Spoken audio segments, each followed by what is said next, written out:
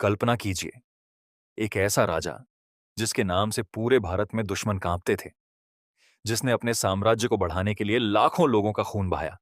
लेकिन एक दिन उसी राजा ने तलवार छोड़कर शांति का मार्ग चुन लिया। दोस्तों, यह कहानी है भारत के सबसे महान सम्राटों में से एक, सम्राट अशोक की। आखिर ऐसा क्या हुआ कि दुनिया का सबसे शक्तिशाली राजा हिंसा से घृणा करने लगा?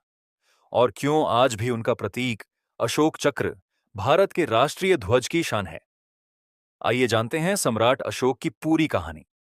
सम्राट अशोक का जन्म लगभग 304 ईसा पूर्व हुआ था।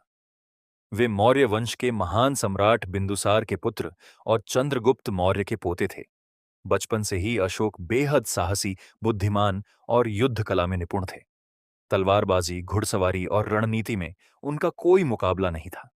हालांकि कहा जाता है कि वे स्वभाव से कठोर थे। कई लोग उनसे डरते थे, लेकिन यही कठोरता आगे चलकर उन्हें एक महान योद्धा भी बनाती है।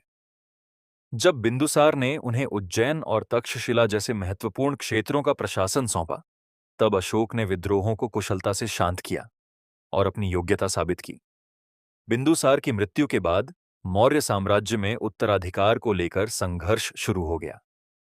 कई राजकुमार सिंहासन चाहते थे, लेकिन अशोक ने अपनी राजनीतिक समझ और सैन्य शक्ति के बल पर सभी चुनौतियों का सामना किया। लगभग 268 ईसा पूर्व वे मौर्य साम्राज्य के सम्राट बने। उस समय उनका साम्राज्य उत्तर में हिमालय से लेकर दक्षिण के बड़े हिस्सों तक और पश्चिम में अफगानिस्तान से पूर्वी भारत तक फैला हुआ था। लेकिन एक राज्य ऐसा था जो मौर्य साम्राज्य के अधीन नहीं था, कलिंग। 261 ईसा पूर्व अशोक ने कलिंग पर आक्रमण किया। यह युद्ध भारतीय इतिहास के सबसे भीषण युद्धों में गिना जाता है। हजारों सैनिक मारे गए, 1 लाख से अधिक लोग युद्ध में मारे गए और 1.5 लाख से अधिक लोगों को बंदी बना लिया गया। युद्ध समाप्त हुआ, लेकिन असली लड़ाई अब अशोक के भीतर शुरू हुई। जब वे युद्ध भूमि में घूम रहे थे, चारों ओर लाशें थीं, घायल लोग कराह रहे थे, बच्चे अपने माता पिता को खोज रहे थे और महिलाओं का विलाप पूरे वातावरण में गूंज रहा था। उस दिन अशोक की आत्मा हिल गई। उन्होंने महसूस किया कि विजय की कीमत बहुत बड़ी थी। यही वह क्षण था जिसने इतिहास बदल दिया। कलिंग युद्ध के बाद अशोक ने प्रतिज्ञा ली, अब वे किसी राज्य पर आक्रमण नहीं करेंगे। उन्होंने गौतम बुद्ध की शिक्षाओं को अपनाया और बौद्ध धर्म के अनुयायी बन गए। अब उनका लक्ष्य तलवार से नहीं, बल्कि प्रेम, दया और करुणा से लोगों का दिल जीतना था। उन्होंने अपने अधिकारियों को आदेश दिया कि जनता के साथ न्यायपूर्ण व्यवहार किया जाए। जानवरों की अनावश्यक हत्या पर रोक लगाई गई, पेड़ लगाए गए, सड़कों के किनारे कुएं बनवाए गए, यात्रियों के लिए धर्मशालाएं बनवाई गईं, अस्पतालों की स्थापना की गई। यह सब उस समय के लिए एक क्रांतिकारी सोच थी। अशोक ने अपने संदेश केवल भारत तक सीमित नहीं रखे। उन्होंने अपने पुत्र महेंद्र और पुत्री संघमित्रा को श्रीलंका भेजा। उन्होंने नेपाल, अफगानिस्तान, मध्य एशिया और दक्षिण पूर्व एशिया तक बौद्ध धर्म का प्रचार करवाया।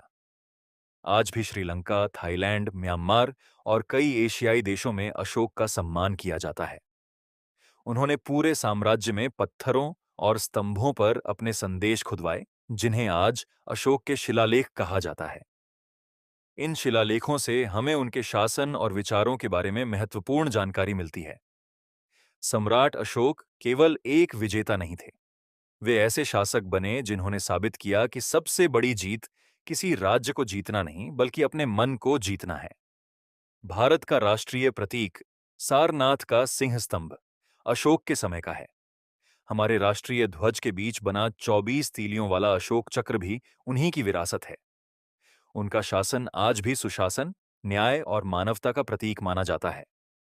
सम्राट अशोक की कहानी हमें सिखाती है कि इंसान कितना भी शक्तिशाली क्यों ना हो, असली महानता दया, करुणा और मानवता में होती है। यदि आपको यह कहानी पसंद आई हो, तो वीडियो को लाइक करें, अपने दोस्तों के साथ शेयर करें और ऐसे ही इतिहास की रोचक कहानियों के लिए हमारे चैनल ऑफिशियल ज्ञान दर्पण को सब्सक्राइब करना न भूलें। धन्यवाद। मिलते हैं अगली शानदार कहानी के साथ।